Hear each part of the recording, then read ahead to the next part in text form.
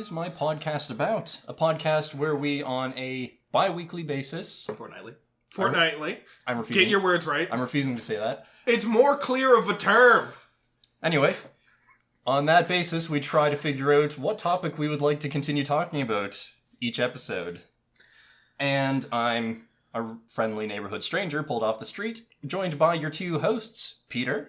Hello. And Keith. Hey. And today's topic for today, do we want to get right into that, or do you guys have anything you want to talk about right first? Well, I think it'd be cool if we mentioned something recent that's been happening in the world of pop culture, considering the fact that we talk a lot about pop culture.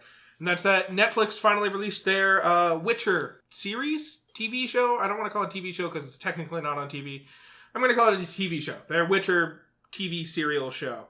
And it has gotten a lot of mixed reviews online. Apparently, the critics are not a fan in general. Like, I think on Rotten Tomatoes, the average critic score is like 40%. But the fans fucking love it. It's got like 92%. Yeah, the one person I know who's watched it loves it.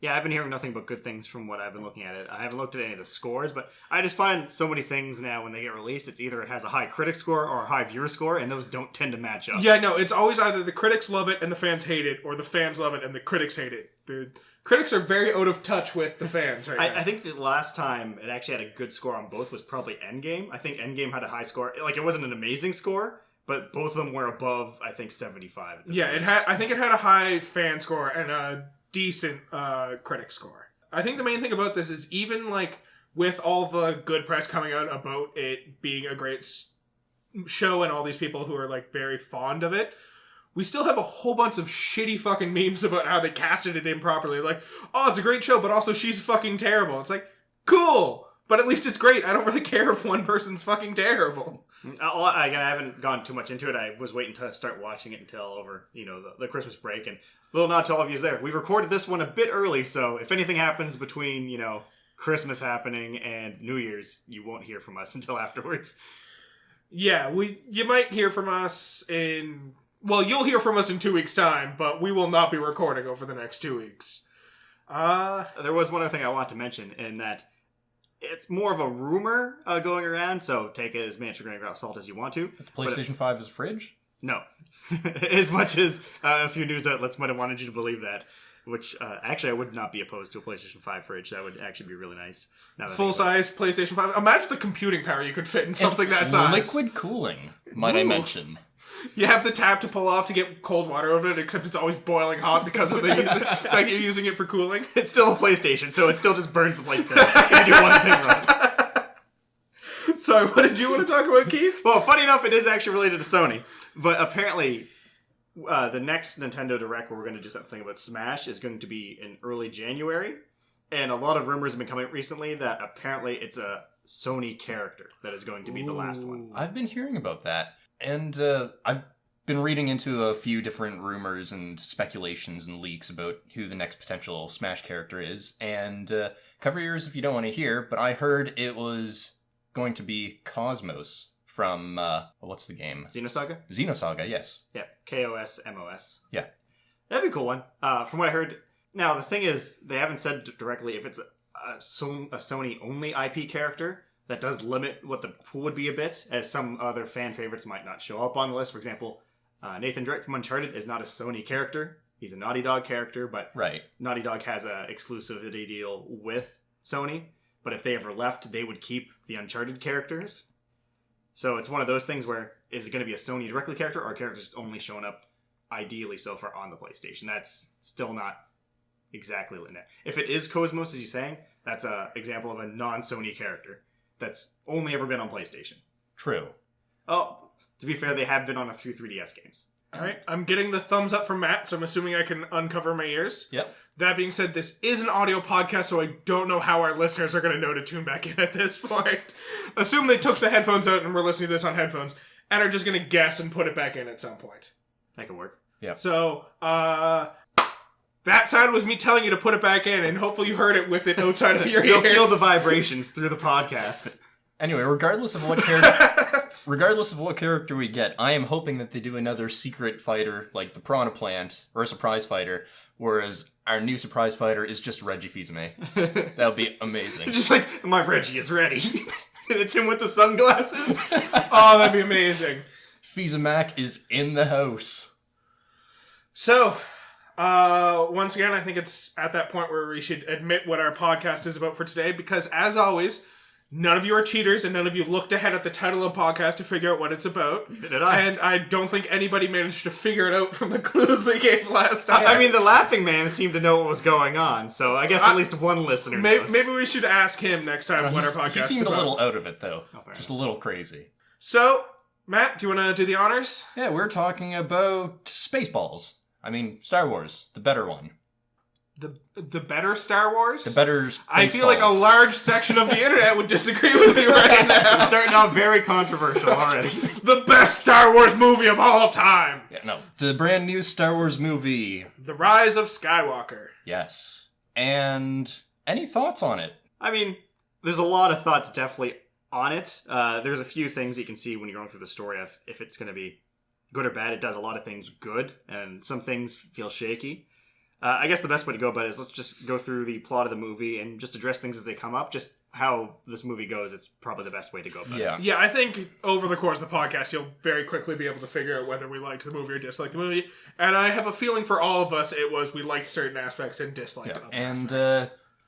generic forewarning, if you haven't seen it, probably not a good idea to listen to this right now. Is there any way to just put a spoiler warning in the header of every single podcast I we mean, ever release? If they're clicking on an episode that's just is my podcast about Star Wars, the Rise of Skywalker, and they're like, I'm going to listen to this. Surely nothing bad will come of this. It's their own fault. You heard that? If you're getting spoiled by this, I blame you. To be fair, I've hosted fucking trivia events for specific topics where it's like, we're doing trivia events about the most recent season of this TV show, and I start asking questions, and people are like, spoiler warning, or spoiler alert, and I was like, yeah, of fucking course when I'm talking about the most recent season, I'm going to ruin things about the most recent season. Hey, everyone. Darth Vader is Luke's father, Rosebud is the sled, and Snape kills Dumbledore. Oh, and also Bruce Willis was dead the whole time. Yeah, Bruce Willis dead the whole time. Now we can just put a general spoiler alert at the beginning of the podcast. Is there any other good ones I can go on? You were crazy the whole time in Spec Ops: The Line. Yep. In Memento, the man is the one who killed his wife, and Yeah. you find that out at the end. And also, this podcast is fantastic. That's another great spoiler I think we can give away right now. But you won't know for sure till you get to the end of the series. Yeah, you're gonna have to wait until the very end of the podcast when I assume it ends in murder-suicide. I think that's how this podcast ends. Murder-suicide, or we find out what the podcast is, though they could be related. Or the Mothman attacks. Oh, it's murder-suicide, and it's the one remaining member of this podcast talking about the murder-suicide. You're just reading, listening to a long story that ends with us killing each other.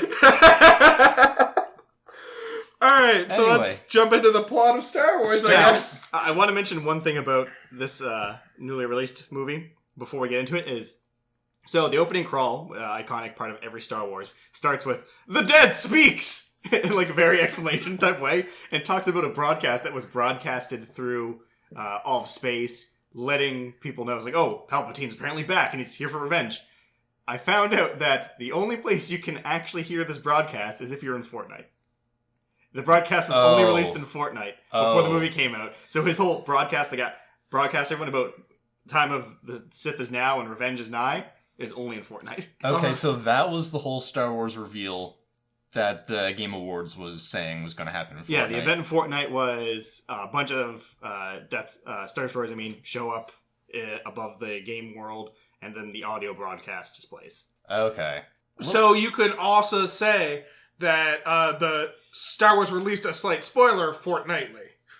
I guess so. So Star Wars releases spoilers the same way we release podcasts. We're on par with Star Wars. I think we broke Matt. I may like puns, but that hurt. We just gotta hit him where it hurts. We gotta use his greatest strength against him, the pun. How topical. Anyway, I literally just got here from seeing the movie. So it's fresh in your memory. Ish.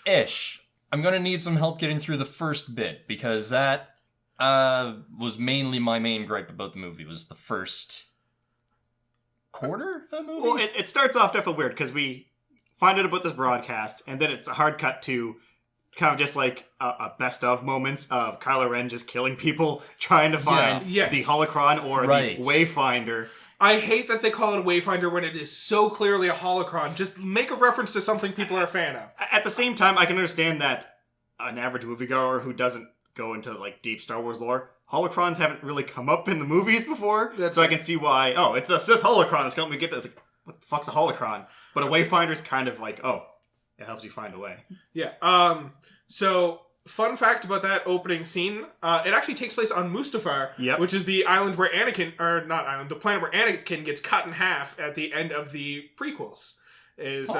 Same planet is where the holocron is, or not the holocron, fucking Wayfinder is eventually found. Well, that's neat to know. Yeah. Well, I guess to be fair, a whole planet of magma doesn't make much sense for, Yeah.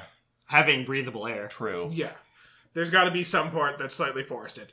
So yeah, that's the part we saw, was the slightly forested part. Yeah, which is a cool little sign, because like so much of Star Wars is rooted in this belief of like Tatooine, the desert planet, and like we assume that every planet ever is just one biome, so it's cool for them to like go back to a planet they've been to before, but it's a different part of the planet, and like all other planets, it's a different biome. Definitely very cool. And then after he brutally murders the Mustafarians, I guess? Mustafarians. He ends up getting the Wayfinder, jumping through some weird space cloud with lightning. It vaguely reminded me of Solo? Well, not only Solo, it also reminded me weirdly of Big Hero 6, if you've seen that movie. The part where he goes through the teleporter and he's in this weird cloud dimension to get to the other teleporter. It's vaguely reminiscent of that. I'll take your word for it. And this is where we kind of get into the big reveal, which I feel like they should have probably put a bit later into the movie. But he gets to the Sith temple on Exegol, the Sith primary homeworld, to find out that Palpatine is alive, and he's been pulling the strings the whole time. I'm not surprised to find out Palpatine's been pulling the strings the whole time. That's kind of what Palpatine does. Yeah. But it felt a little bit like a cop-out. That's what I'm asking. Like, do you feel that Palpatine being revealed to be the big villain of the final trilogy and the saga itself to be good or bad? As I said, it feels a bit like a cop-out, because we already had Palpatine as the big villain of the original trilogy, and you end up killing him off at the end. And then we have the prequel trilogy where we find out that some unknown person, if you haven't watched the original trilogy, is the evil big bad. Oh, turns out it's Palpatine. Oh, one more for the list. Senator Palpatine is Lord Sidious. Oh yeah, sorry, that's another spoiler, throwing that in there. Then we get to these new sequels, that's what I'm looking for, not prequels or original trilogy, the sequels, and it seems like we've got Darth Snoke, or whatever, as the Supreme Leader Snoke. Well, just to clarify, Snoke is not a Sith or a Darth. He's not anything with the Force. He just uses the Force. He's a Supreme Leader. We kind of find out why in this one, because the reveal at the same time is that Snoke was just a meat puppet being puppeted by Palpatine. Yes. And we see in a test tube another Snoke. Now, this has a few fun implications to it, I feel, within it. Now, what you're saying about how it feels like it's a bit of a cop with Palpatine coming back, I feel like there's something we have to address before we go forward in the movie, in that most of the problems I found with this movie doesn't come from the fact that it was poorly written or anything like that. It feels rushed, and the whole new trilogy up to this point hasn't had a through line of what the story is planned, which is very clear with the directors being moved between. Well, yeah, you start with J.J. Abrams, who sets up this big plot, and which follows the same lines that the original trilogy did. Yeah. Then you have Rian Johnson come in, and he's like, no, I don't want to follow the same plots. I'm going to do my own thing.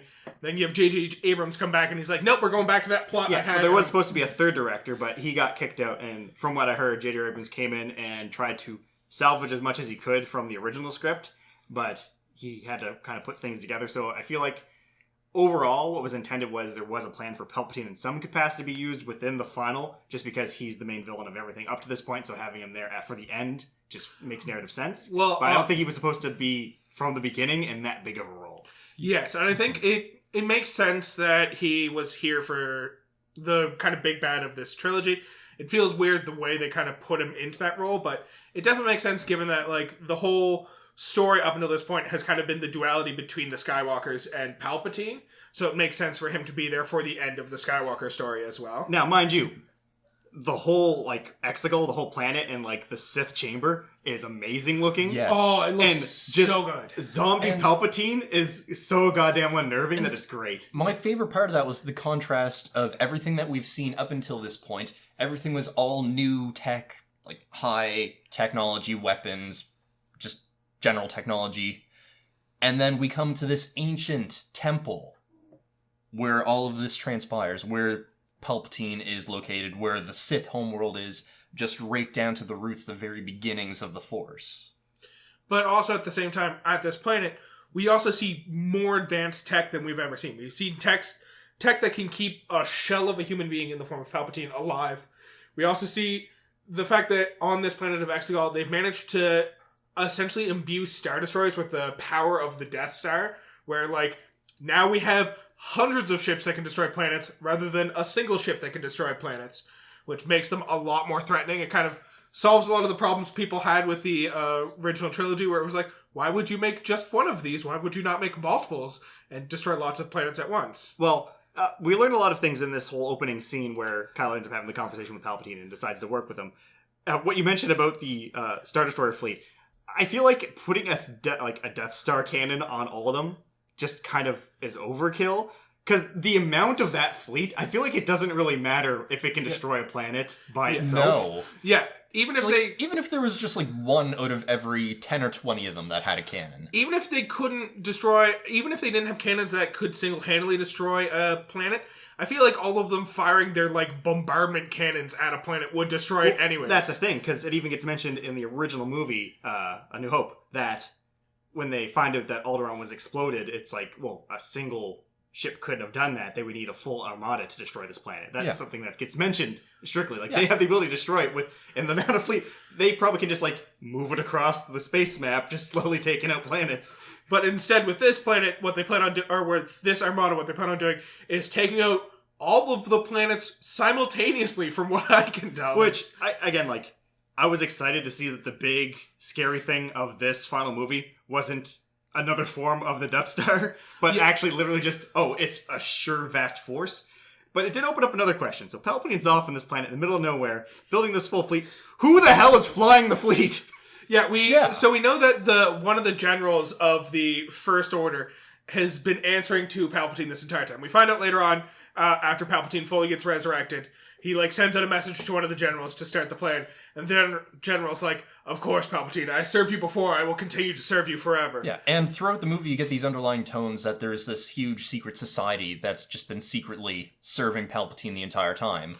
But nothing ever outwardly explains it. And also, that's a lot of ships. Like, I can understand a secret cult, but this, like, he had to have had, like, at least 50% of the Federation or whatever still, good with him. Yeah, and, like, the best part about that is we know that that's not the case, because we also find out Finn is not the only stormtrooper to have left the stormtroopers. There's entire planets of people who were just ex-stormtroopers who didn't want to do it anymore and who realized what they were doing was wrong. But Palpatine managed to find a vast number of people who were 100% loyal. And you couldn't make the argument that that's just, like, force controlled or puppets like that, because, I mean, I guess you could, because we don't quite know exactly how strong Palpatine is in his full capacity, because throughout the whole series, he's always been limited by either he's hiding his presence, or he was old and couldn't use his power to the fullest. Yeah.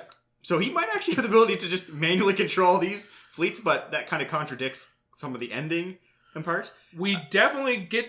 I think we definitely get to see Palpatine at full power at one point during this film. Oh, definitely. And it's fucking horrifying. Oh, yes. Now, there was a few more things about Palpatine I want to talk about before we move forward as well. And that's, first off, do you guys have any ideas of how he survived falling into the, essentially, exhaust pipe on the Death Star? I have one answer for you, and that's that the dark side has access to many powers that most would consider unnatural, Keith. You see, I think that line was even brought up in the movie, Keith. I actually have, the first thing I thought of when I was going for this, and it's kind of like just the natural canon I have in my head of it, is that he didn't. I feel like Palpatine did die, but I feel like due to his worshippers, we know that Sith throughout the universe are able to keep themselves alive by attaching their soul to an object of some sort. A Horcrux, yeah. As we've seen in the extended universe, which is now Legends or Legacy or whatever, because it's not canon anymore, Palpatine used this trick multiple times where he had his essence literally trapped in an item, and then he would body hop between clones. I feel like they kind of went for a similar thing, because as you notice, his body was falling apart, and he even says, I died once. Yes. Yeah. I think Palpatine died, and they managed to keep his soul trapped in his body, and I think that's what's going on. I also have a feeling that that's probably how the Snoke project started, because we see even though Snoke is like a meat puppet, as you said, that Palpatine's controlling, it's already kind of falling apart as well. Or Snoke was already falling apart the entire time we've seen him as well. So I think it's likely that them creating all these meat puppets originally started as them trying to create a suitable host to put Palpatine's essence into. Yeah, which makes sense. Especially when you take into consideration that even at a point in the movie, one of the rebel troops mentions the Clone Wars, all the clones that were created. Clones and Sith science. Yes. But it also, in this idea that he did die, but he managed to keep his soul intact, kind of also prevents a big retcon or contradiction to previous things, which is Anakin did bring balance to the Force. Yes. And if he didn't actually die on the Death Star, he never brought balance to the Force. Which also contradicts a voice line from Anakin later in the movie. He's like, bring balance to the Force like I did. It's either, wait a second, chill out, you didn't do shit.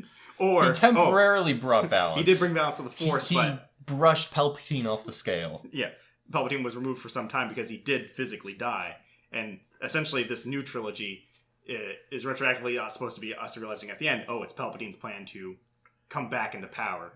Yes. So while we're talking about Palpatine and his plan, I think we should jump ahead in the plot a little bit to one of the bigger reveals, which is that we finally get to find out who Rey's family is.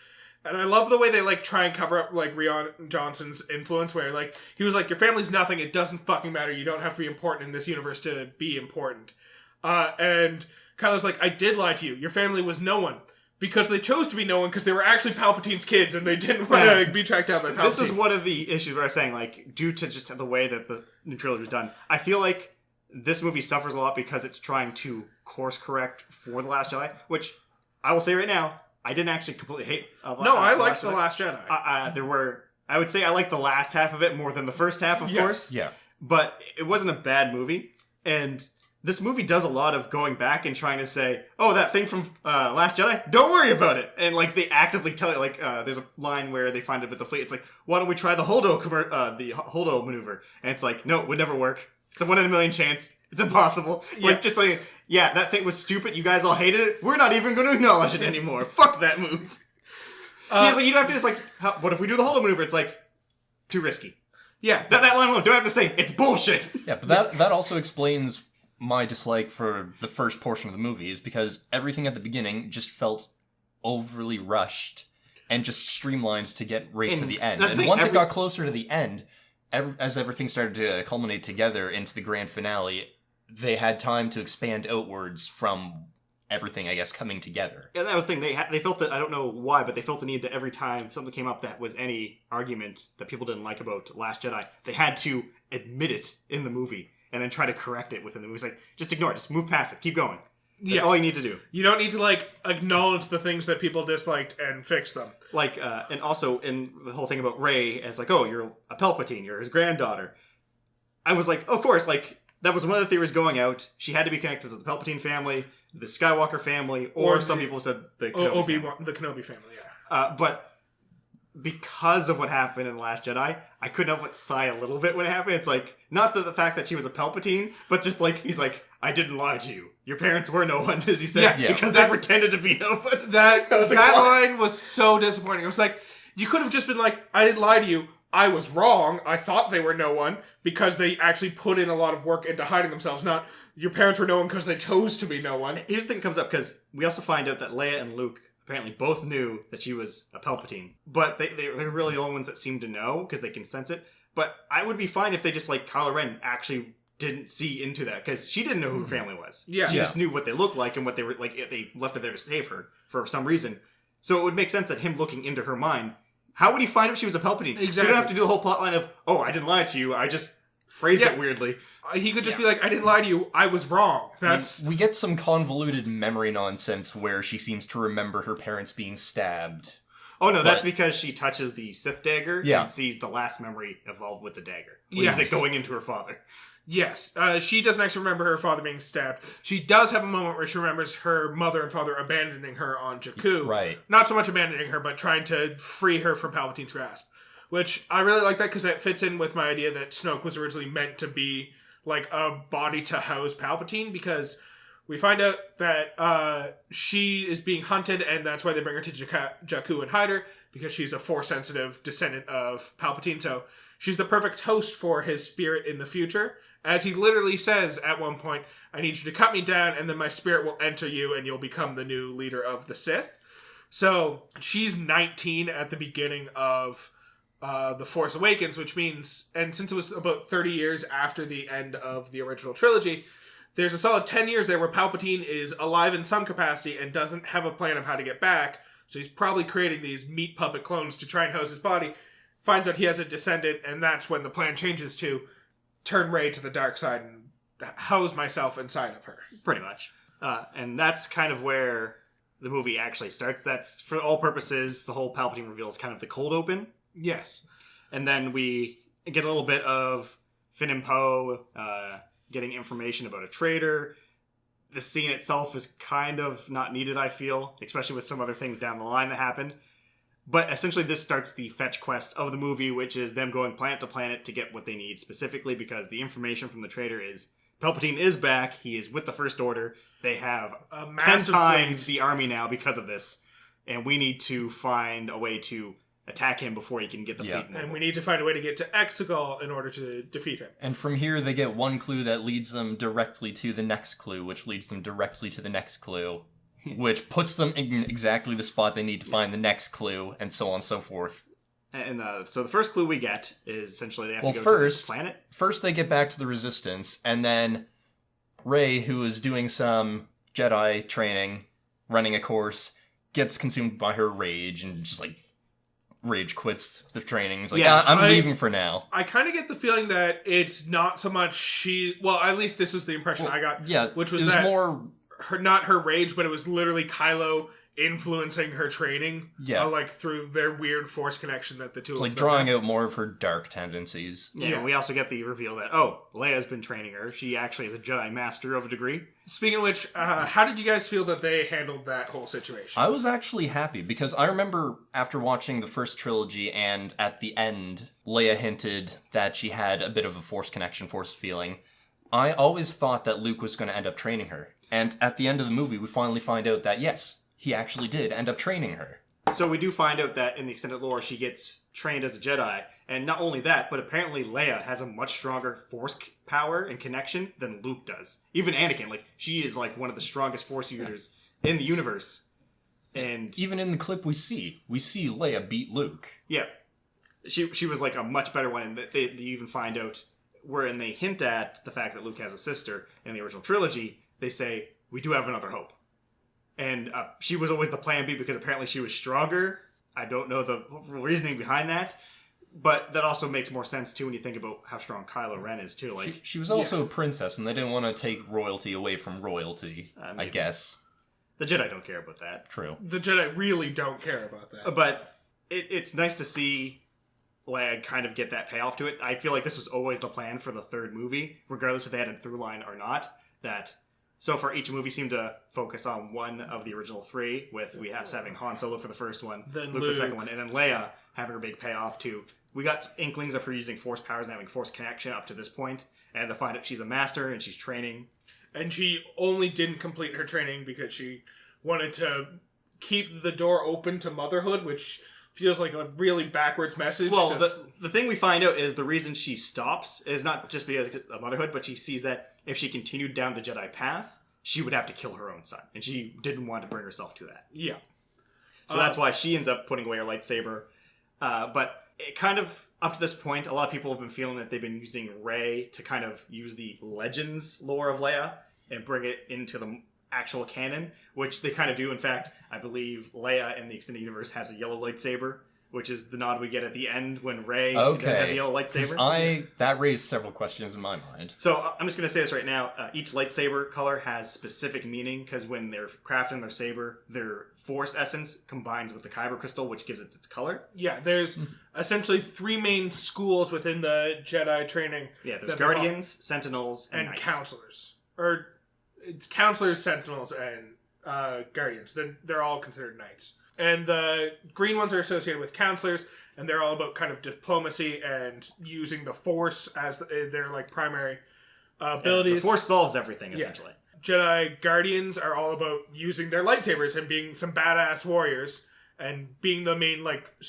fighting force of the Jedi. So some good examples of this using the original trilogy, because I feel like this was more exemplified in the original trilogy, not the prequel trilogy, than the original. Yes. Qui-Gon Jinn had a green lightsaber. He was very much connected to the Force. He believed the Force was the way to do everything, and he used his powers a lot. That's why he loved the midichlorian Count of Anakin. Yeah. And then Obi-Wan, who has always been credited with being a very good swordsman, had a blue lightsaber. He was more willing to rush in and fight than actually try to use the Force. Right. In fact, we rarely see him use Force powers unless it's involved in stabbing somebody. Yeah. So the third color, the yellow color, is for Jedi Sentinels. We haven't actually seen a yellow lightsaber on screen. We have seen one on screen. I believe it was Plo Koon in the prequel trilogy. Yes. We haven't seen like a focus on any characters with a yellow lightsaber. They are for the Jedi Sentinels, as I think I maybe already said. I don't know anymore. Yeah, Sentinels, their base is that they're practical means. So they value holding knowledge of the Jedi way, but not relying on it. So think of them kind of as a guardian of knowledge and a balance between Force and natural. So they end up having access to Force powers, but they don't focus on their access to Force powers. They end up being capable with a lightsaber and capable in physical combat, but they don't focus on those abilities. They also, the main skill that they have that neither of the other ones have, is they also tend to be the most gifted in espionage and like skullduggery and that kind of stuff. All of this fits really well with who Rey is as a character. She's capable at combat. She's capable with the Force. She's a fucking spy for half of all of the movies. Well, this doesn't get mentioned, but the reason that they're so good at espionage is the fact that out of all the Jedis, they're the ones who can actually survive without their Force powers. Yes, everyone else kind of relies a little bit too much on their Force powers. Whereas these guys can like walk into a room and like go through a full fight and never once use their Force and still win. It's also part of the reason why yellow lightsabers are so rare to see, because of the fact that they're often practicing espionage and skullduggery. Walking around with a lightsaber kind of very clearly shows the fact that you are a Jedi undercover, so they don't tend to use their lightsabers as often, so you don't tend to see the yellow lightsabers. I think in universe, the most likely place you would see yellow lightsabers is the knights protecting the Jedi Temple on Coruscant had double-sided yellow lightsabers. Now, I'll just mention, just because we did talk about the other two colors that come up quite frequently, there's purple and red. Red is Sith, and the reason that the lightsabers are red... Because they're using, like, fake synthetic Yeah, they're using synthetic kyber crystals. And purple is because it is Samuel L. Jackson's favorite color, and he specifically insisted that they use it for his lightsaber. And then they decided in universe the reason for this was going to be that it was a Jedi Master who has tangled with the dark side internally. Okay. So if you have had experience with the dark side and have been using it as well as the light side, but you eventually fall into the light, you end up with a purple lightsaber. Okay. Absolutely. All right, so... To the desert planet. To the desert planet. We haven't gotten very far into the plot of this fucking movie at all yet. Yes, onto the desert planet, where we find out that once every 42 years they hold a festival in celebration, and that makes it a lot more difficult to secretly sneak around the planet. Now, this reference can be taken one of two ways. Between this movie and the original movie, it's been 42 years exactly. Yeah, since the very first A New Hope came out. Some people did mention it is a life festival, and from Hitchhiker's Guide to the Galaxy, Secret of the Life. Secret of Life is the number 42. Yes. Take it either way you want. Neither they're not saying, yeah, that's the way it's supposed to be taken. Both or either can work. Or maybe neither. Yeah. They just picked a number, it happened to work out. But this is where they're trying to find a Jedi hunter who went missing on the planet many years ago, who has the second... He was a supporter of the Sith and has the second Waystone. Exactly. Either has the second Waystone or has a clue leading to the whereabouts of the second Waystone. And so they end up searching on the planet. This is the point in the movie where they start getting really heavy-handed with people asking who Rey is, and Rey's like, I'm just Rey. And they're like, yeah, but what's your family name? And Rey's like, I don't know what my family name is. This really nosy child just like, hey, no, I want your last name. I need to know your last name, otherwise our friendship isn't real. As soon as this happened, I just leaned over to the person who's moving. It's like, she's going to say her name Skywalker into this. 100%. Yeah, she's absolutely going to say she's Skywalker. Now, this is where probably my biggest problem with the movie ends up coming up. And this is, they end up finding the ship after they get chased by some troopers. There's a little fun bit about, they fly now? I did really enjoy that moment where, like, the troopers launched on jetpacks, and First, I was a little upset with the scene because they rode out on what looked like wheeled. They were on riders. wheels. They were on wheels. They Yeah, were I on speeders on wheels. It's like you like- had levitating ones Like, before. why do you go wheeled? And then they act as catapults to launch jetpacking stormtroopers into the air. I'm like, oh, that makes sense. The only logic I can accept, and there might be an in-universe reason for this, is like the fact that the levitating one is using energy to stay off the ground. It can't go as fast, whereas the wheel gives it extra speed. That's the only like in-universe explanation I would ever possibly And accept. also gives, I guess, a pivot point for that catapult But yeah, mechanism. very great. It was just like, oh, cool. More than one person in this universe knows how to use a jetpack now. Cool. Still 0 success rate, though. Yeah, Yep. still 0. I think there's a couple successful instances of jetpackery, which we'll get into a little bit later. But essentially, this is again where this whole planet is, these scenes from here on until they leave, are where all my problems seem to come from. Oh. There's first off, they get there, they're falling in the sand, and then Finn says, wait, I have to tell you, Rey, this whole time, and they gets pulled in, never gets addressed again. No, We all know what he was going to say. Poe calls him out like at 2 separate points. He's like, "What were you gonna tell her?" He's like, "I'm not gonna tell you her right now. We're Later. not in danger anymore. I'll tell her later." And then like later on, when Rey's not even there, Poe's like, "So, what were you gonna tell Rey?" And Finn's like, "Fuck off! I'm not gonna tell you." Like, obviously he's gonna tell her he loves her, but just fucking say the words, man. Jesus. But at the same time, I would hate this development. Yeah. Yeah. Well, the thing that, like, I fully believed that they were building up to, and I believe this up until the end of the fucking movie, is that Rey was going to end up, like, falling for Kylo/Ben Skywalker, or Ben Solo, only for that to be the moment that, like, Finn comes out and he's like, "No, but I love you." Like, even in that end fucking scene, we see, like, Ben and Rey, like, kiss, and I'm like, "Yep, Finn's gonna be brokenhearted about this," and Because, then like, they he don't fucking address it. Because Finn even saw Rey collapse, so Finn must have seen Ben come back, save Rey, and kiss her. Alright, let's, you opened the can of worms, let's address it right now. How the fuck is Finn Force sensitive? Like, it's like, never addressed before this trilogy. Okay, so this is going back to the original movie, but I always interpreted The Force Awakens as being Finn, not Rey. Because Rey doesn't have an awakening. She always kind of had the power. Yeah. She just learned to use it. Whereas when Snoke's about, I felt an awakening, it's right after Finn becomes sentient, essentially. So I feel like they've always been playing with the idea that Finn has Force sensitivity, but he's just never used it. And this is the movie where he starts leading into that. Yeah, Force so they're sensitivity. possibly setting up something for the future. Where the trilogy, or the saga is done, but I feel like there's definitely going to be spin-offs. But on that note, before I get into the rest of the stuff I hate about this planet, is Finn becoming the worst character in the new trilogy? Oh, absolutely. Because he was fine in the first one, I liked him. He got really annoying in the second one, and then he just got horrible in this one. It was a lot. Because he was literally just planet to planet, Rey! Yeah, he just became a whiny character whose entire character arc was built around his love for Rey that he never fucking admitted. The way his character arc is going, I could totally have seen a situation where at the end, if she's like, "Oh, me and Kylo together," and he becomes the final villain because I can't stand for that and tries to kill Kylo Ren. Yeah, shoots lightning from his fingers. Yeah. I, like, fully expected this to go, like, full Disney and have it be, like, Kylo stayed, like, early on in the movie, I expected it to be, go full Disney, Kylo stays evil up until the end, and Finn stays good up until the end, and, like, they represent her fight between good and evil as her love for Kylo and her casual acquaintanceship with Finn. Now, then, after they end up falling in the cave, they find a giant snake. The first creature they don't kill in the Star Wars universe. She shows that she has Force Heal. First use in the movies, although it did show up in The Mandalorian the week before. And they escape, get the dagger. She gets visions of her parents. And this is where the most stupid shit happens. They find the ship. They're starting up. The Knights of Ren, which horribly misused in this movie. Oh, I got so like, I saw them on screen. I was like, yeah, we're finally going to see some mediocre combat from the Knights of Ren, I guess. So they're booting back up the ship because they realize they have to go to another planet to get someone to hack C-3PO because he can't actually physically say Sith words. Yep. He can read them and he can translate them, but he cannot verbally say out loud his Because he translations. was programmed not to. Yeah. Rey senses something. She goes out of the ship to go encounter Kylo Ren, who's coming at her. We find out the Knights of Ren are there and stormtroopers. Finn tells Chewbacca to go get Rey. And then, here it is, the stupidest shit happens. Chewbacca gets captured off screen. And from what we see, it's not too far from the ship. So the stormtroopers are loading Chewbacca onto the ship. really close.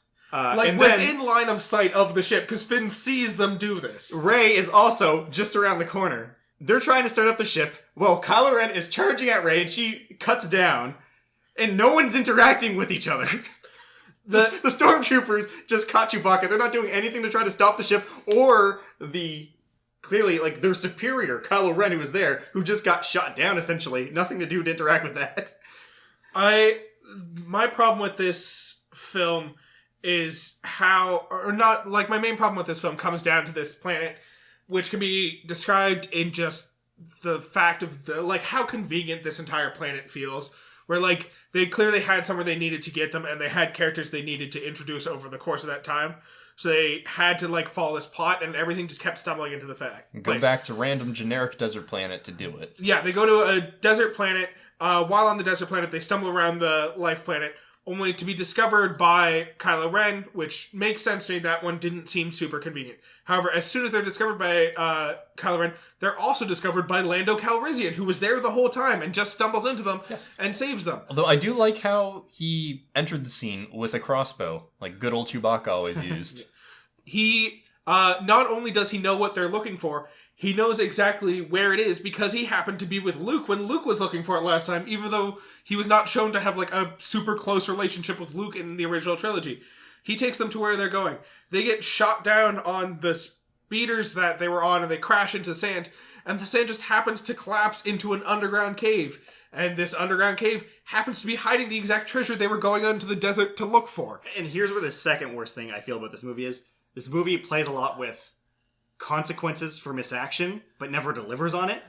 Because then the next part happens, he's like, they got Chewbacca, he's in the thing that they're taking him away. And she grabs it and starts pulling it back, and then she gets into a tug-of-war with Kylo, and then she gets angry and force lightnings it and it explodes. Yeah, and then we're no, Chewbacca is dead. She killed Chewbacca. At that point, I was already like, well, they've already killed off so many of the original trilogy members. Clearly they're trying to cut ties and, like, build up their universe with, like, these are the heroes now, we can't rely on old heroes.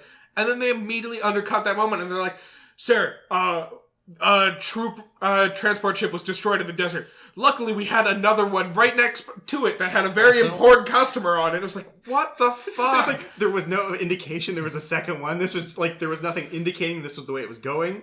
Although, sure, that scene would have been a little more impactful with, like, Chewbacca terrified for his life in this ship. If Chewbacca can't be terrified. That's being pulled back and forth by two, like a Jedi and a Sith user. But I was just distracted by the fact that there was a gunner on a turret on the top of the ship, and he was just stationary the entire time, not moving, not even caring that he was being tugged around by the Force. This is required for the plot. And that's the problem, like, there's no consequences, it feels like, for these characters, especially after that incident where they seem to work backwards to get Chewbacca out of the ship exploding.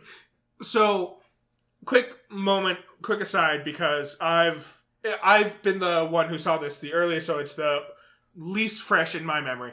Other than them, like, going back to save Chewbacca, does he have any, like, part in the plot after that point at all? Not really. Although there is one thing that was pointed out to me on my way over here that I do want to bring up once we get towards the end of the movie. Yeah, so the only thing we get with Chewbacca is Chewbacca ends up teaming up with Lando after this, and they are on the Millennium Falcon for the last part of the movie.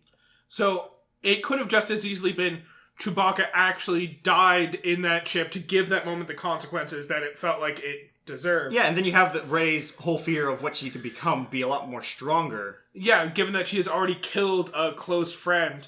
And then it ends up going into, they could easily come up with one of 100 other reasons that they have to break onto the transport capital ship. Like, instead of it being Chewbacca, we could just have easily have had Poe's friend from the planet Navarro. Well, here's the thing, though. The capital ship scene, there's no reason for it. The only reason they go there is because Chewbacca and the dagger are there. If they get resolved on the desert planet with Chewbacca's death, there's no reason to go to that ship anymore. Yeah. The only reason they went to the ship was all of... The only new information we get from the ship that was anywhere else was we find out Hux was the traitor. We find out Hux was the traitor, and he gets killed off immediately after we find out. Which, mind you, I do enjoy the motivation of, like, I don't care if you win, I just want Kylo Ren to lose. That was pretty fantastic. Now, here's my thing. You have the Chewbacca thing resolved on that planet. Yeah, because they still go to the next planet. They didn't even find out that Chewbacca was alive until they got onto the ship. Exactly, she sensed it. And that's why they split up to go for the different things. But if they resolve that on the planet, they get the dagger, they leave, do their part on that planet still, and then leave again. You can still have the reveal of Hux being the traitor, but you put it at the end of the movie. You put it when they're doing that big battle of the Rebellion's last attack on the Final Order. You have Hux have a moment where, the satellite's not going down properly, and have that he's the one who destroys it. He is, commanding his own ship. He orders his ship to attack and bombard another Empire ship. It goes down. We get the reveal, and then, comms over. It's he can even do the line of, I don't care if you rebels win. I just want Kylo Ren to lose. Yeah, that would have been a much more impactful And then you way have to do it that, because here's another fun thing. Spoiling a bit of where we're going to go down this. There's a moment at the end where Emperor Palpatine zaps the whole ally fleet, and it goes down. No one dies in this attack. You kill Hux in that attack if you have him alive at the end. Yeah. You have it that you want to make him do a selfless sacrifice at the end, you can make it that he blocks a good chunk of the zapping and saves a lot of the other ships, or even just he dies. You could even have it be that he reveals himself a bit earlier by shooting on the capital ship or something from his ship, and then have him be one of the ships that gets taken down by Palpatine zapping. You show that Palpatine does not care about killing hundreds of his followers on the ship that Hux is on, so long as he also kills the one traitor on the ship in the form of Hux. Yeah, it ups the stakes of the end fight, because no one died from the Palpatine zap at the end. We had a whole bunch of people die before the Palpatine zap, and then no one actually dies from the Palpatine zap. So, jumping back in time a little bit to where we were in the plot, they leave the desert planet, and they go to this Navarro in order to hack into C-3PO's memory banks. Another moment where they play with consequences and undercut it, because C-3PO essentially says, you can do this, but I'll lose all of my memories up until this point. And Rey's like, what about R2-D2? Doesn't he back up your memories? C-3PO's like, that's not going to work. R2-D2 has a famously unreliable memory. And then they're like, all right, I don't know if we can do this. C-3PO, you're the best here. What are the odds that we win if we don't do this? And C-3PO's like... has this heartfelt moment, he just walks away, turns around, it's I'm just taking one last look at my friends. Now, there's two ways they should have done this, because, they immediately give him back his memories when they get back to the Rebel base. They should have had it that it failed, or even partial memories, the current trilogy is gone, but everything up to the end. Yeah, the original trilogy could still be there while the modern trilogy is gone. Or, I would have accepted him getting all of his memories back is there someone that R2-D2 hates in the story? And, just a character walks up, and it's he has no recognition of that. For instance, one person's not in the memory bank, and we find that R2-D2 just really hates a specific character. That would be hilarious. Or if R2-D2 just accidentally installed a backup of his own memories. And we just have C-3PO walking around talking to beeps and boops like R2-D2. But I feel we knew it was very heavily implied, told that this was the end of the saga. There's no more trilogy movies after this. This is the end of it. Just have him not get his memory back. If they decide they want to make more movies down the line, you can even make a future plotline about getting C-3PO's memory back, because it has something important. His memory's already been wiped. His memory was wiped at the end of the prequels to make him a blank canvas. He was wiped once every trilogy, pretty much. You don't need to give him his memories back to have him be a new character. Or to have him be the same character. He could be a new character in the same shiny metal husk. Now, at the same time, this is where we end up finding out about the Force Diadem, which is Rey and Kylo, that apparently they share a Force being, which I'm not really sure what that means specifically, but they're a yin and yang to each other, and they share the Force power, so their powers get stronger when they're closer together. And that's why they can interact with each other over long distances. I'm happy that they decided to not backtrack on this from the last one and stick with it, because this was something I thought could have really cool potentials, and it definitely did. And the scenes were really cool. Yeah, whenever they fought each other using the diadem power, it was amazing. And the first moment that had happened when Rey was on the desert planet, and he snatches the necklace off her neck and brings it into his reality. Oh, that was so cool. Well, on top of that, too, we got hints of this in Last Jedi when he felt the water off of it and they touched each other on the hand. And then the payoff was I really hope this goes somewhere, and it did, and it was amazing. Yeah. When they're fighting, and things are crashing around them and falling on each other. Now, I do have one problem with this fight, because he's like, where are you? Tell me where you are. But we know that they can see each other. They just can't see their surroundings, unless it apparently falls to the diadem. She's holding the dagger the whole time. She is. Yeah. It does lead to, the cool moment of, them clashing lightsabers, and it's slightly destroying the pedestal that the Darth Vader's helmet is on, and that crashes to the ground in his reality, and he's like, oh, that's where you are. Yeah, you're in my room. Yeah. I'll be Get out of my room! So, the whole time that was going on, I was he keeps saying, where are you? Tell me where you are. While they're fighting, I'm like, she's holding the goddamn dagger. You know where she is. Just look in her hand. There's one of them.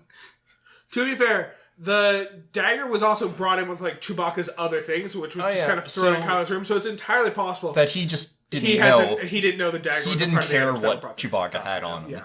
So we go from Navarro to Rey manages to figure out that now they have to go to the planet where the is it Yavin that they go to? It's one of the other moons of Yavin. One of the other moons of Yavin, where the Death Star crashed. No, not Yavin, Endor. Endor. One of the other moons of Endor, where the Death Star crashed at the end of the original trilogy, and they kind of are going through the rubble of that to find the other wayfinder. They end up meeting other abandoned stormtroopers led by Jannah. Yeah. Who ends up bonding with Finn, and Rey gets impatient and needs to get on the Death Star to find the thing, regardless of how long it takes. To be fair, dagger, though, you hold it up and you pull out a little thing that points to where it is. That was another one of those moments of, like, insane coincidence of, like, the plot convenience, because the way that dagger works, whereas you hold it out and the edge of the dagger lines up with, like, the rubble of the ship, but look, you could stand in like one of any millions of places, and that lineup would not work out. And she just happens to hold it in the exact right spot. And at the also, exact right the time. force of the waves in that ocean that the wreckage was in, that would not look the same in like a week. Whereas it had been 30 years, give or take. I feel like they could have stuck with the dagger, but used it more practically. Like, make it be, it's the key to get into that secret chamber that she got into, or something like that. Clearly, it was hidden there by the Emperor. Maybe it's in the Emperor's throne room. Yeah. It's an easy connection. Regardless. So we get another one of those ridiculous moments of, like, they happen to be in the exact right spot at the exact right time. She heads over on a wave skimmer to get over there. And then Finn realizes she's leaving on a skimmer to get across the ocean through this ridiculous fucking storm. And he's like, we have to chase after her. We have to help her. First of all, I understand Rey's reasoning for going over there, because they realize they only have like 8 hours left until the end of the universe when the fleet takes off. Yeah. So they only have so much time left, and they were told they have to wait at least 12 to 16 hours before they can even get across to the ship. I understand her lack of hesitance, but Finn's immediately like, she's gonna die out there. We have to chase after her so we can die next to her. It's like, you're providing her no help by chasing after her in the skimmer. Help get the fucking Millennium Falcon up and running so that you can, like, pick her up from wherever she gets to. Also, Finn being on the down Death Star has no bearing on the story completely whatsoever. useless. He was just there to call her name it's just and whiny, get in the way. Whiny Finn. Again. Whiny Finn again. You know what it is? It's the fact that his name is fucking Finn, like Finn Wolfhard. All Finns are trash. Realized it now. That's why I hate him. Oh no. You hear that, Finn Wolfhard? You're getting called out again. You thought you were safe, but you're not. I can't wait till Finn Wolfhard finally writes to us and then calls you out. We get an email from Finn Wolfhard, and it's him challenging me to a fight, and I lose that fight inevitably. Because he just brings his bodyguard who beats the shit out of you. Yeah. A little. And admittedly, in this part of the movie, Rey was being a little angsty and annoying also. Well, she is, but they're playing with the idea of, will she go to the dark side or not, which is exemplified by being angsty in this universe. Yeah, yes. And I did really like that scene where she went into the room to get the Waystone and fought the Sith version of herself. Yeah, I really like that. And that was a really cool lightsaber. Yeah.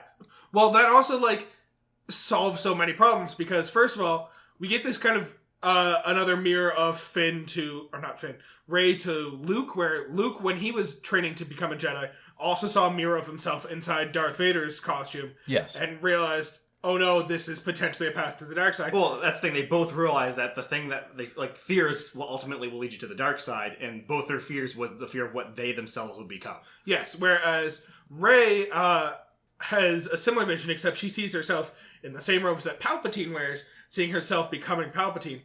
Which is especially poignant because at this point she does not know she's a Palpatine. Yeah. None of us know she's a Palpatine. The thing that I liked about this is because this version of her wasn't aggressively trying to kill her. Because its message is don't, like, be yourself, essentially, was what this one was trying to tell you. It's like, oh, that's kind of nice of you, evil force spirit. But at the same time, the theme of this series seems to very much, if you had to pick a theme for the new trilogy, it's hope and choosing your own destiny. And also, like, the Force is not evil or good, it's just the Force. Yes. Those seem to be the central themes that flow around. And also friendship. So I very much thought that this was going to end with no Jedi, no Sith. It was going to end with just the Force. Her being the new Force user. Yeah, I was really hoping it would almost like lean towards like the Knights of the Grey, who realized that the light side or the dark side, neither one's good, neither one's evil. They're both just different aspects of the Force. It's just you have to learn to literally find balance in the Force. Yeah, and we'll touch on that a bit more when we get to the end, because there's a few more things we have to get to before going over Palpatine's plan as a whole. At this point, she gets out, she has the Wayfinder, Kylo Ren shows up. One thing I do also want to talk about, the little vision she has of evil herself, is it does allow them to have that moment from the trailers where we see her wielding a dual-bladed red lightsaber, and we have that moment of, what the fuck, does she actually go evil? They get to like throw that in just to create extra speculation. Exactly. Which was very nice. But yeah, she has this battle with Kylo Ren, where Kylo finally reveals to her that she's a Palpatine, takes the Wayfinder that she had found, and destroys it. And he's like, the only way you're getting to Exegol is if you come with me. And then they fight. Now, this is a pretty cool one, because it's at this point, Leia immediately feels it. She knows that this fight is going to end with Kylo Ren's death. This is what she sensed all those years ago. She interferes, the same way much Luke did, and ends up dying because she used the last of her Force to project herself. To try to communicate with Ben, with Kylo Ren. She gets through at the exact moment that Rey ends up taking his own lightsaber and killing him with it, essentially. Yeah. But she also hears Leia's message, and she realizes what she did, and that's when she ends up giving some of her Force energy to him, which I think only works properly this way, that brings it back from the brink of death, because they are a diadem. I'm not entirely sure. Yeah. I think the reason that it works for him is because, they're diodes in the Force, and they kind of pair each other, so that's why she can bring him back, whereas normally all the instances we've seen of Force healing is like, it can heal someone, or it can accelerate healing, but it won't create life where there isn't some. Now, I think this instance it's because he's still alive, and they have this kind of pairing, this diode that brings them together. Later on in the movie, she fully dies, and Kylo brings her back, and I think it's this moment that allows that to happen, because, as she literally says, I shared some of my life force to bring him back. He literally just gave her her own life force back to bring her back from the dead. What I will say is, when the Kylo-Rey fight starts, from this point on, there's no complaints from me. Yeah. There's a few suggestions. I have a few ideas of what could make it better, but I feel like it was good from this point out. Yes. No stops. Well, that also was really cool, because that's the first time we've actually, since the original movie, or since The Force Awakens, we've seen Kylo and Rey actually fight together in real time. Whereas, like, all the times we've seen them fight in this movie, it's been that weird diode fighting, where they're not in the same space, but they can sense and feel each other. And they used it to their own benefit in one of my favorite little scenes. The cool thing about this one, too, is she ends up healing him, and it's kind of the symbolic end of Kylo Ren. She does kill Kylo Ren, but that allows Ben Solo to live. She kills off Kylo Ren, which gives Ben Solo the space to live. She steals a ship, takes off, and is ready to give up on the Jedi way, and goes off to the planet. But then we get an interesting scene with Kylo Ren. Now, I have mixed feelings about this one specific thing, because I feel like it's pretty obvious to everyone who watched it or knows about it. I don't think it was supposed to be Han Solo he was talking to at this point. I feel like it was 100% supposed to be the Force Ghost of Leia. It was absolutely supposed to be the Force Ghost of Leia.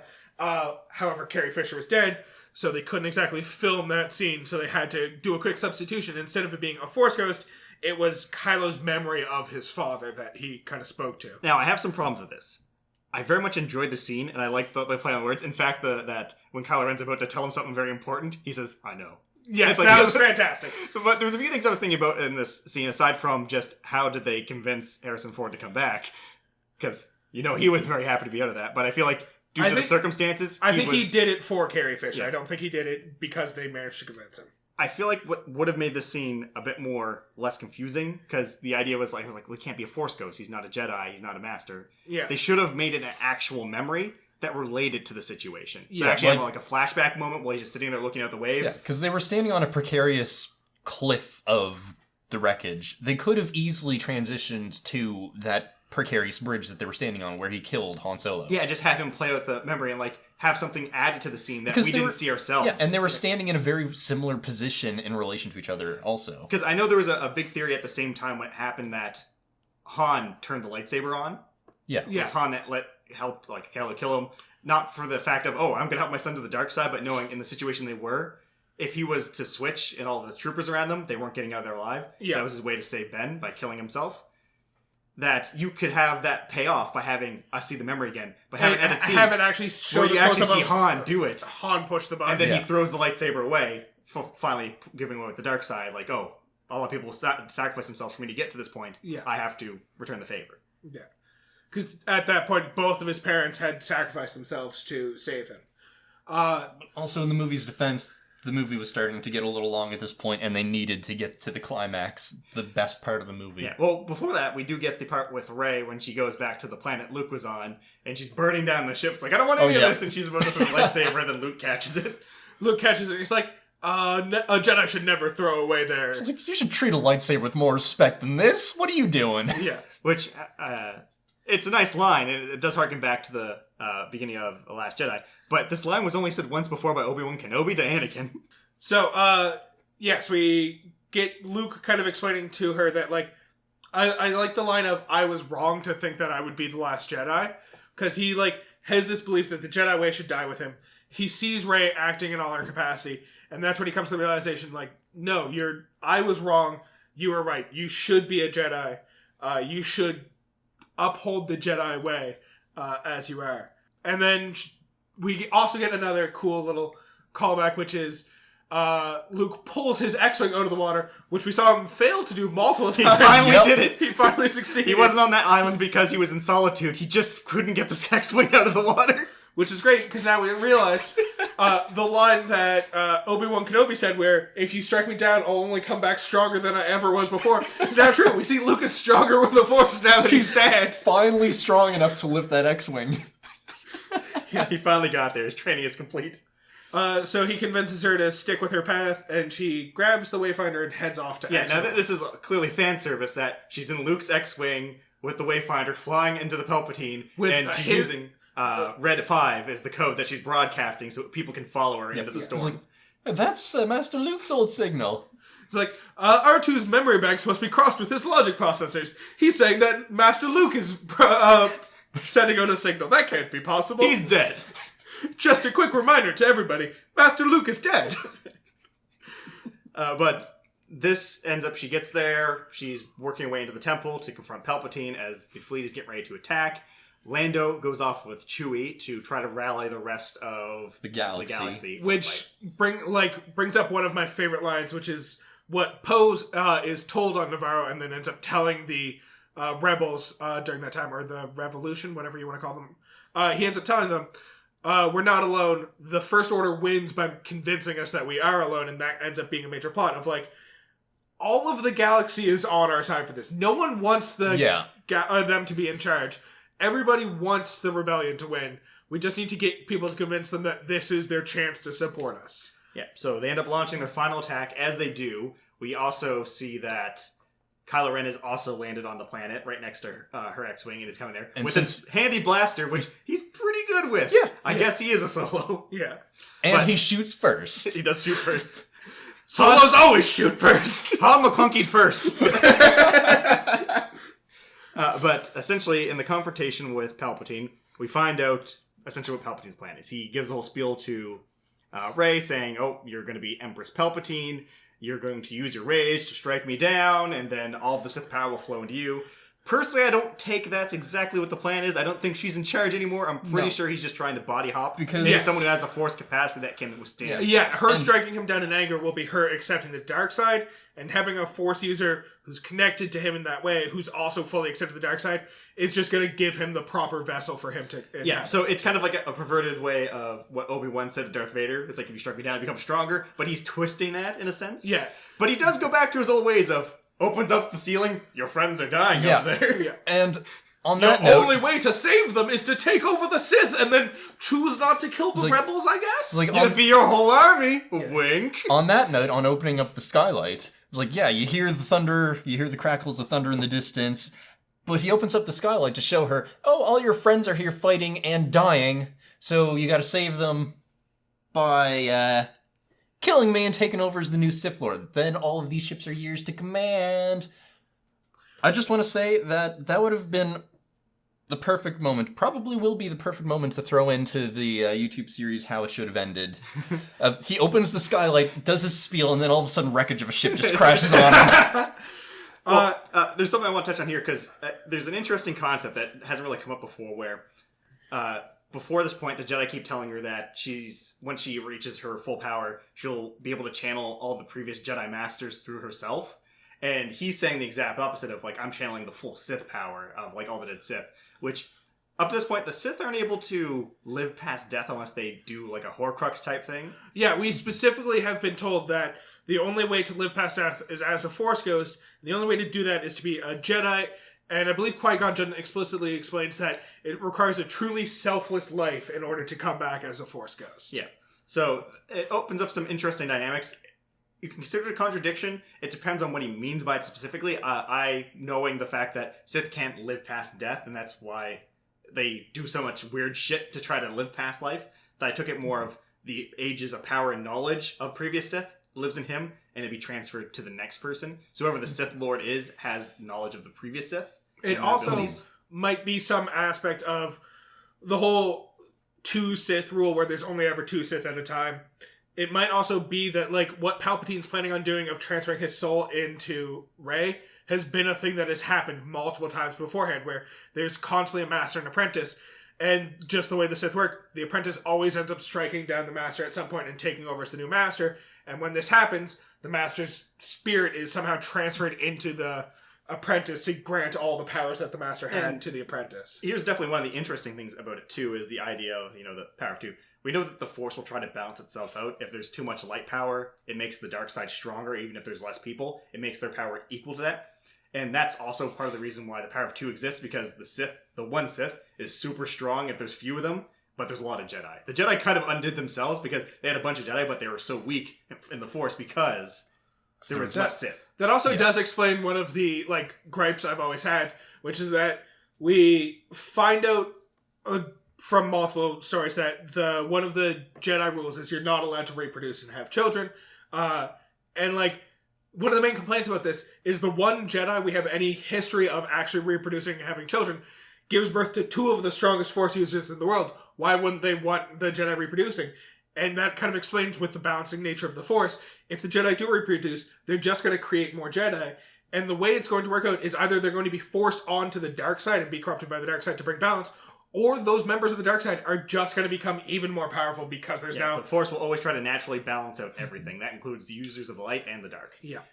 But that's the interesting concept we get. And this kind of led me to the thinking of what I thought the ending was going to be. It didn't turn out this way. I, through this whole movie, felt that the ending was going to accumulate into there was no more Jedi, no more Sith. It was all going to be just Rey, a Force user. And that is what truly brings balance to the Force. There's no light or dark side anymore. It's just the Force. I thought that when she achieved her Jedi self and she was able to talk with the old Jedi and she strikes him down, the dark would also enter her. So she would have the ancient Sith line and the Jedi line both within her, essentially combining the 2 sides. Yes. And that would be the balance. Didn't happen that way. No. One thing so the theory I had going into this was kind of what ends up happening, which was that the title or the name Skywalker at this point, the name Rise of the Skywalker, I always thought harkened more to the fact of it's not the rise of a specific member of the Skywalker It'd be something family. akin to the Grey Jedi. Yeah, where the Skywalker would become a title of a Force user rather than like Jedi or Sith. There'd be these neutral beings called Skywalkers who use the Force. And that's kind of what ends up happening in that she's not super neutral, but she does become a Force user and just takes on the title of Skywalker for herself as her new family name. Yeah. Which makes sense because I think both of the Force ghosty Skywalkers she speaks to fully accept her and are like, yeah, go ahead, you're a Skywalker now. Well, we support you. To finish off the fight with Palpatine, actually. But first, I would just want to go back and mention, this is where one of my favorite scenes in the movie happened. It was just a tiny little thing. Just before Rey looks like she's about to strike down Palpatine, and Ben Solo is fighting his way to Palpatine. Getting his ass kicked by the Knights of Ren. Yep. Yeah. Oh, the diode moment where she passes him the lightsaber? She puts the lightsaber behind her back like she's about to do an overhead swing, and then Kylo does the same thing in his room. It's like he's surrendering, and then he pulls out a lightsaber from behind his back. All of the forces that had him surrounded, they flinch back like, wait, what? And then he fucking shrugs. Yes, then Ben's like, ta-da! Especially because of the fact that, like, the Knights of Ren know that Kylo Ren is a very powerful Force user, and are probably aware that the only reason they're kicking his ass right now is because of the fact that he doesn't have a lightsaber. So the moment he pulls out a lightsaber, they're like, oh, well, no, we're fucked now. That's what happens, we're fucked. The best part of that scene, though, was his little ta-da. Yeah. He just kills them all. But then they both team up to fight against Palpatine. Palpatine ends up siphoning some of their life force, which returns him to his prime, which is, oh shit, and he starts zapping the shit out of all the ships. Yeah, so this is the moment we see him at... EMPs the entire resistance force. Yeah. Physically drains a lot of their force powers because they refuse to bow and become members of the dark side. So we get to see what I fully believe is Prime Palpatine, which is rather than force lightning a single person to kill them, he force lightnings the entire goddamn sky and shuts down all of the rebel ships simultaneously, leaving all of the Imperial ships online to do whatever the fuck they want. Let's not forget, he also picks up Kylo Ren and says, "You will fall like I once did," and throws him down a hole.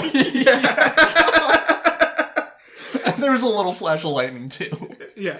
But also during this, it's also when Lando shows up with the cavalry, and this is definitely a goosebumps moment because he's like, "Oh no, we're gonna lose." Poe's like being like, very I really negative. thought they would come. I'm sorry. And it's like, we did, and they just all show up. It's like, yeah, It's like, you're not alone. We get the general of the Final Order, which is what they're calling the new organization to take over the First Order. We get the general of them being like, "What's going on? I didn't realize the rebels had an armada." And then like his top advisor is like, they don't have an armada. It's just ships. It's just people. And then they fully wipe out the armada as Rey gets back up. She has a moment where she hears all the Jedi voices. We get, surprising enough, it wasn't just the ones from the movies, but we also got ones from the cartoons as well. Yeah. Yes. We also get to see, she stands back up, and we see her do what Mace Windu never could, which is he starts lightning bolting her, and she's like, "Oh, I'll take out my lightsaber and deflect it back at you. And this time there's no one to stop me from doing this. You're going to die as a result. You threw away the one other person who might have cut off my arm." She's a little too far away to do any work, so she pulls out a second lightsaber so she can get closer. So here's the thing. When this was happening, and she had the lightsaber, and it was lit up, and she was deflecting back, and she pulls out the second one, I was like, wait, do those connect? Is she going to get a dual lightsaber for, like, the last thing? No. Oh. She puts them together, crosses them, and inflicts it back, and first off, Palpatine just doesn't stop doing his lightning. He knows how this works. He's seen it with Mace Windu before. Yeah, and this also breaks the chain because Rey doesn't strike him down. He strikes himself down. So where does his soul go? I think it does work out the way that she strikes him down and she would get the Sith thing, but she also dies in the situation. So I feel like it doesn't transfer because of that, and then it gets brought back by Rey, Kylo or Ben, who pulls himself out, uses the last of his force. They have a moment and they kiss. I'm mixed on this. Yes. I feel like it's not required. I can understand why it would happen, but it doesn't change it either way. I feel like that connection was clear there. They win the day, then Leia's and Ben's body disappears. Ben doesn't make sense because he shouldn't be a master. Nope. No. But from what I've heard, I was looking at some extended lore pieces about the whole thing and all that. Apparently what happens is because they're a diadem, his essence essentially goes into Rey. So Ben is still alive in the sense, but he's within Rey. I guess that makes sense, because especially if he was kept alive because of the life force that Rey gave him. The fact that they're a diadem, they're a balance of each other. So technically, the only way that their essence can fully be gone is if both of them are dead. Right. Yes. Where Rey's still alive and his body is gone, his soul had to return to her. So essentially, they're two Force users living in the same body with Rey as the dominant, which could open up some pretty cool things down the line of, Force Ghost Ben only being seen by Rey. Or them sharing knowledge or stuff like that. So really cool things. I'm mixed about this because I understand why Ben had to die. It makes sense narratively. He had to have this Vader arc because he didn't do a lot of bad shit. He couldn't be properly redeemed. If he ever went back to the rebellion, he's like, "I'm a good guy. I'm the daughter of your general." They'd be like, "No, you're fucking Kylo Ren." First off, you're the son. Don't try any of this bullshit. It's the typical Star Wars thing of as soon as you do something bad, you're slated to die. But I was kind of hoping, through this movie, I started getting the feeling that Rey was just going to slip to the dark side and Ben was going to come back to the light side and they were going to swap sides. There was several hints that was what was going on. He was clearly conflicted. She was clearly conflicted. It felt like they were going to swap sides early Here's the thing. The whole dynamic of them being a yin and yang, I felt like having them both lived actually would have made the potential forward a lot better. Yes. Yeah. Because them working together to use a balance of the Force and not just her being a Jedi, I felt it worked a lot better. Now, this goes into a fact that I had a few other ideas of what could have made the ending here better. If they were going to kill off Kylo Ren, he wasn't really present for the fight against Palpatine. I feel like it makes a lot more sense for both of them together to defeat Palpatine. And in the concept, there's two ways I thought that this could have been the way to do it, and it would have been a lot cooler. First off, their Diadem power. Make it that she can't get an attack in because of Palpatine's attack coming in. So what if Ben Solo throws himself using the Diadem, where he's down in the hole? He actually uses the Diadem ability to put himself in front of her to take the attack as she attacks through and kills him. So he essentially takes the blow for her. Yeah. Which it would have been cool.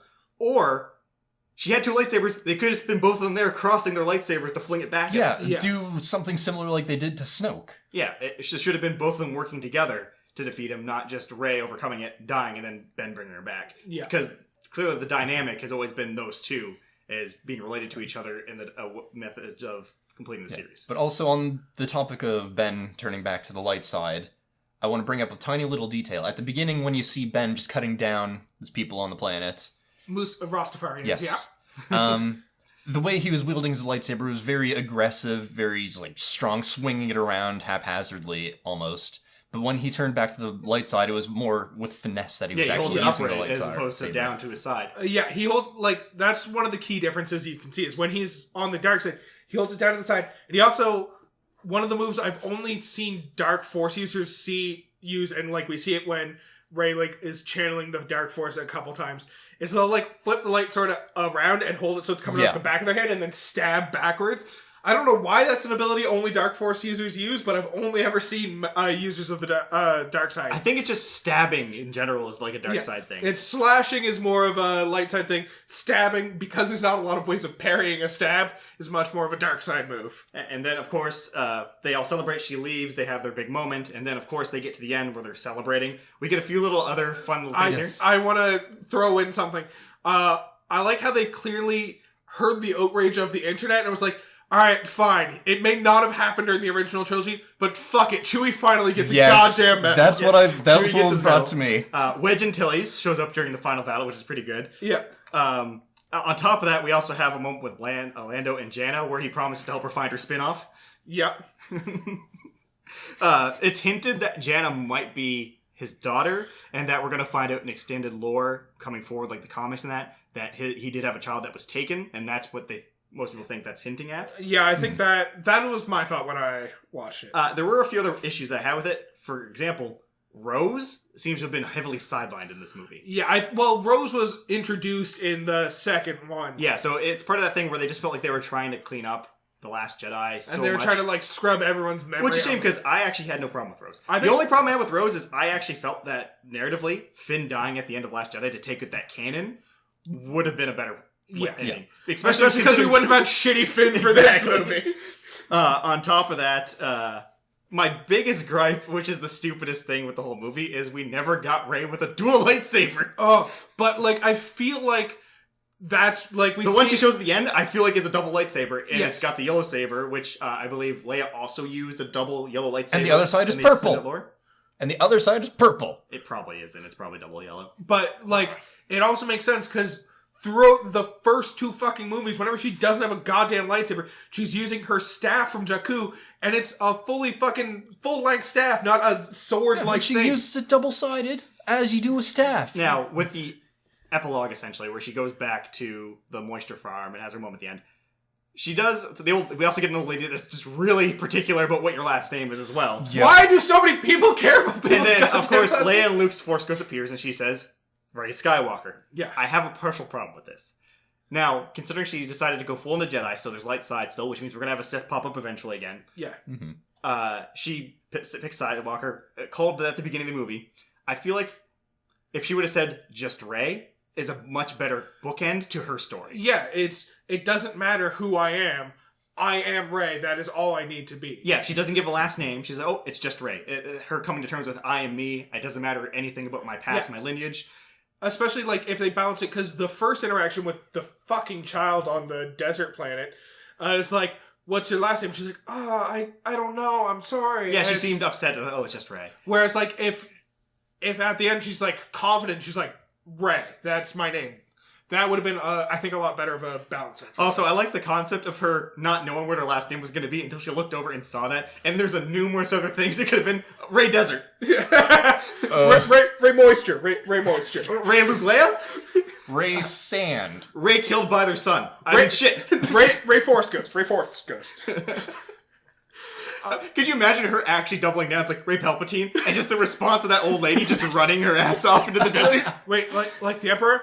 Exactly like the Emperor. He's my grandfather. Well, was. I kind of killed him. And it just turns lightsaber on. Yeah. So you better start running. This brings me back to one of my things, which is I really wish they had have gone with her taking the title for Skywalker, not so much as like a last name, but as like that is her role in the universe, and Skywalker just being a title for Force users who don't go light or who don't go dark, because we have a lot of experience of Skywalkers having a difficult time with the light and the dark. Also, the Skywalker role has always been the role of bringing balance to the Force, so it makes sense that they are neither light nor dark. So it would have been a lot cooler to me if you had Rey become, like you said, she gets both all of the Jedis inside, or the spirit of all the Jedis inside her, as well as the entire Sith lineage inside of her, and she becomes this kind of neutral observer of the universe, and then she can pay attention and actually keep balance in the Force. If she finds that there's too many light side users, she can channel the dark side herself to keep the Force from correcting itself and adding power to the existing dark side users. If there's too strong of dark side users, she channels the light side herself to keep the Force from trying to bring balance to the universe.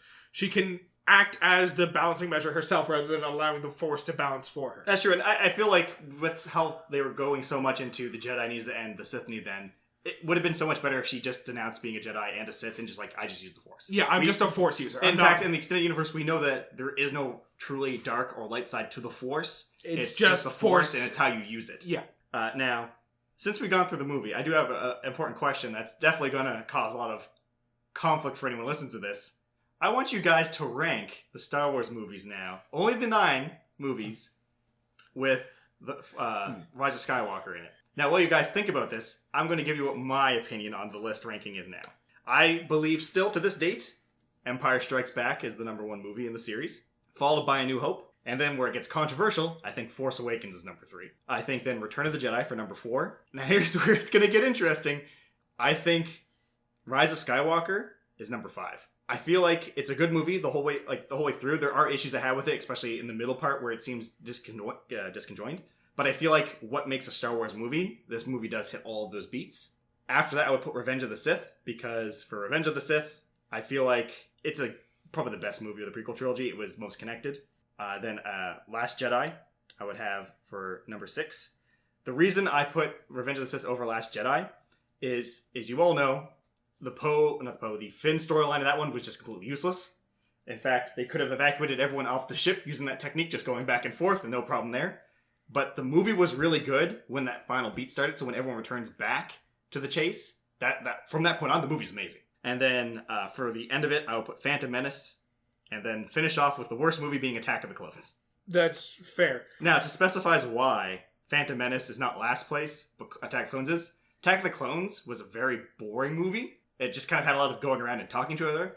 Now, yes, Phantom Menace is very lost in what it's doing, but it had entertaining parts, and it introduced dual fates. Yes. That alone makes sure that it's not the worst movie. Oh, no. I don't even think Phantom Menace is going to rank in my bottom 3 because of Duel of the Fates. Duel of the Fates is worth all of the sins of the prequels to exist, so I'm absolutely ranking the Phantom Menace. It gave us something of use.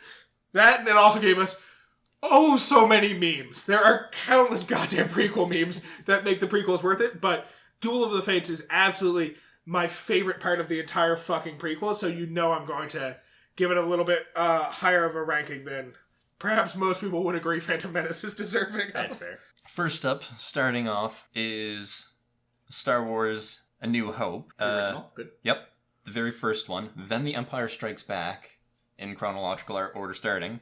Well, You skipped over 3 movies to do chronological order. I'm going to laugh so hard if the rest of his list is just release order.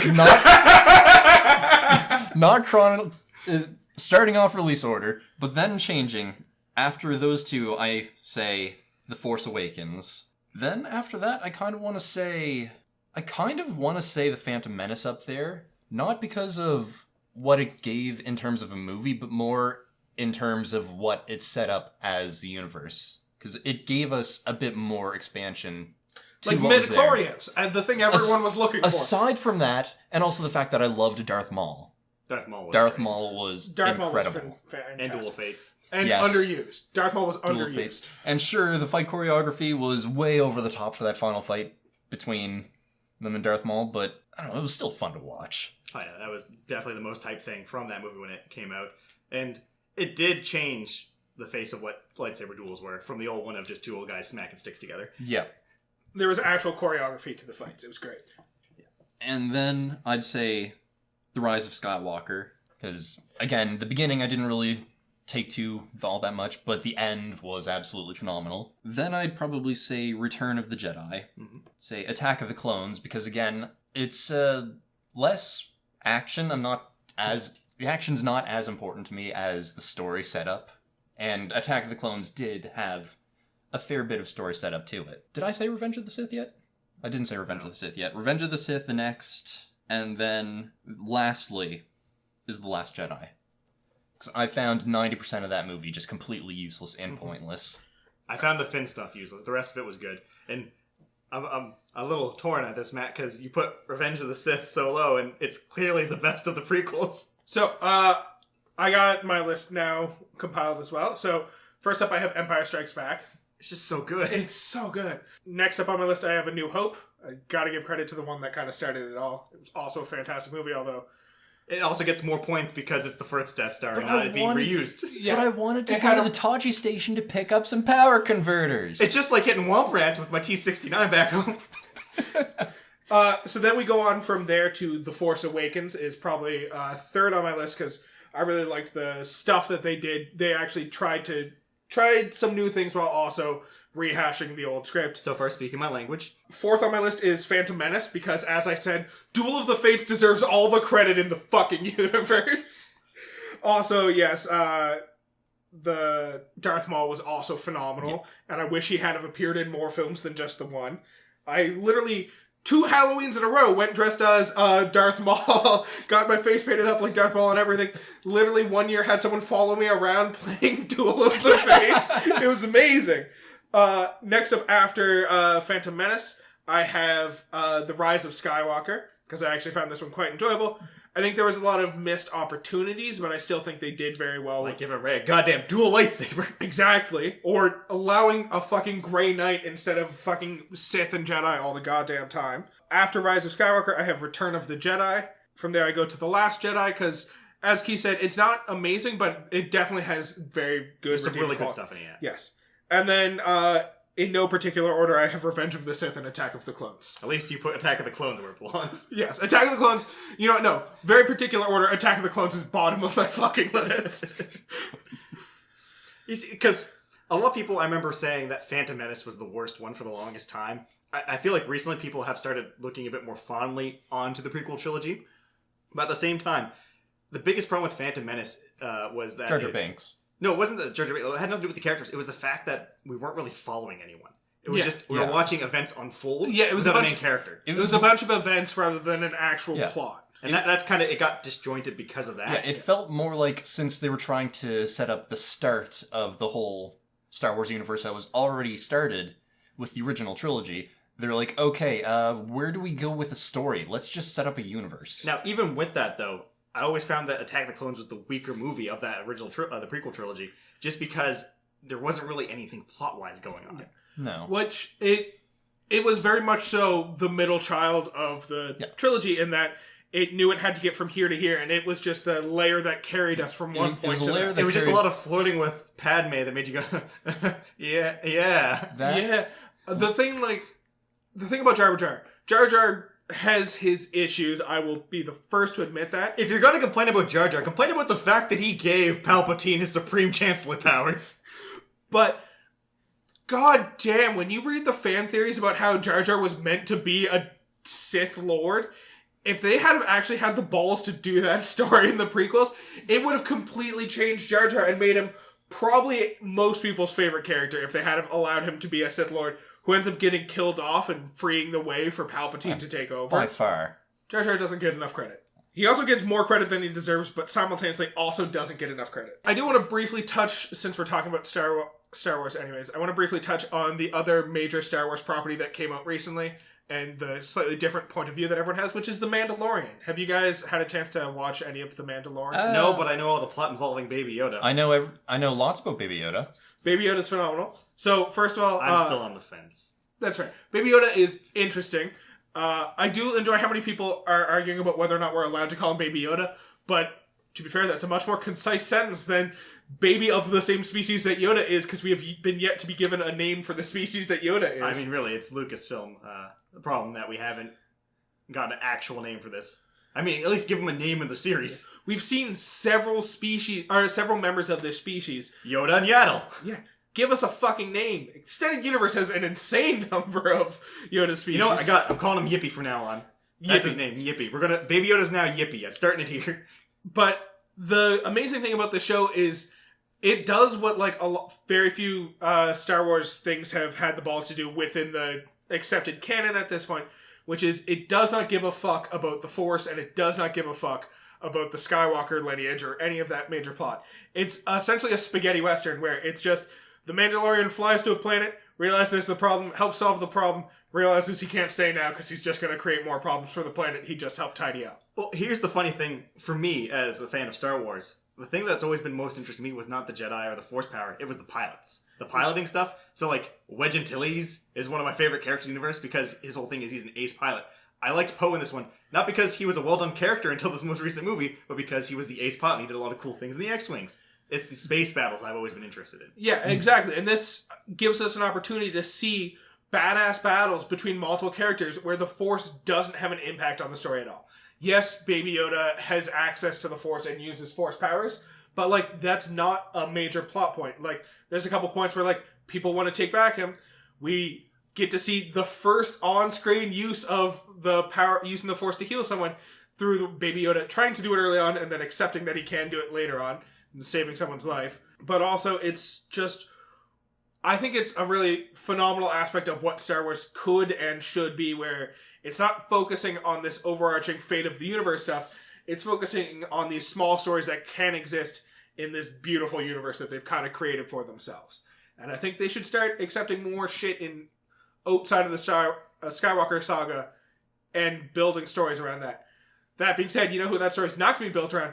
Poe. Because one of my favorite things is I saw an interview with the actor who plays Poe, and the interviewer was like, if there's ever a chance for you to continue this character's story arc, maybe through a Disney Plus type thing, would that be something you're interested in? And he just goes, no, and just starts laughing for 30 seconds straight. That, or he already is signed up for one, and he's just really bad at lying, and he's trying to play it off no, never, not gonna happen. Fuck you, Tom Holland. Fuck you. Check out The Mandalorian. It's phenomenal. LucasArts / Disney, make more shit that's just not about the Skywalkers. The Skywalkers are great and all, but you've built a fascinating universe. Take advantage of the universe that you have and put other stories in it. Literally bury their lightsabers at the end of the movie. Just bury them. Literally just write a fucking murder mystery set in this fucking Star Wars universe. I will watch the shit out of that. Oh, definitely. Well then, thank you for listening to our podcast. Once again, it can be found on all major podcast streaming services. Tune in 2 weeks from now, bi-weekly, fortnightly. Fortnightly, bi-weekly. Tune in a fortnight to hear our next episode. Yep, that's when our next episode will be. Email us if you want to comment, have any suggestions. Well, let's take a quick second to check the email to see if we have any new emails. Suggestions or corrections? Nope, we're still perfect. Excellent. Cool. Fun fact, we're perfect. Now, that email, if you want to try to prove otherwise, is whatismypodcastabout@gmail.com. Spelt the way all of those words are normally spelled. whatismypodcastabout@gmail.com. So if you'd like to hear us ramble, then leave a comment, subscribe if you would be so kind. It would really help us out. Now, one thing I want to address before we do end the episode. We decided we want to try something a bit different with having 3 special episodes a year related to 3 special days for 3 special boys. The 3 most important days of the year, for those of you who don't know... Natal Day? Yes, it's Natal Day, and Natal Day a third time. We celebrate that over the course of a long weekend and take all 3 days. Get ready for 3 episodes specifically on the same day. No, so each of us is a human being. Go on, Keith, you explain So we all have our birthdays, and again, we have to, all three of us, agree on an episode. So, essentially, we wanted to give a chance to speak about something that maybe we can't get the other two to talk about. And we force them into it, so we each have our birthday episodes, which are going to have that we are going to give the hint going to the next episode, and the other two hosts are going to be in the same boat as all of you viewers, not knowing exactly what the next episode's going to be. They have to try to figure it out and come to the table with as much information as they can. I swear, Peter, we better not be talking about Teletubbies. So, for those of you who aren't aware, Keith's birthday is coming up very soon, so Keith has first access to this power. Me and Matt have no idea what our next topic is about. Usually before we start recording, we already know like the next 3 episodes out, but due to a quirk in the system, we have no idea me and Matt have no idea what the next episode is going to be, and Keith and Matt have no idea what the episode after is going to be. So that's going to be Peter's birthday. So, these episodes, knowing how knowledgeable I am on all these topics, you're probably going to be more knowledgeable about these topics than I will be. Yeah, even for your own birthday, Matt, that's a little bit of a low blow. So, because of that, I ended up coming up with what I wanted to do for the next episode, so be ready for that. And yes, I'm getting to that, Zach. Calm down. Anyways, it was clear as day when I was having my morning coffee. The letters D and P. Get ready for it.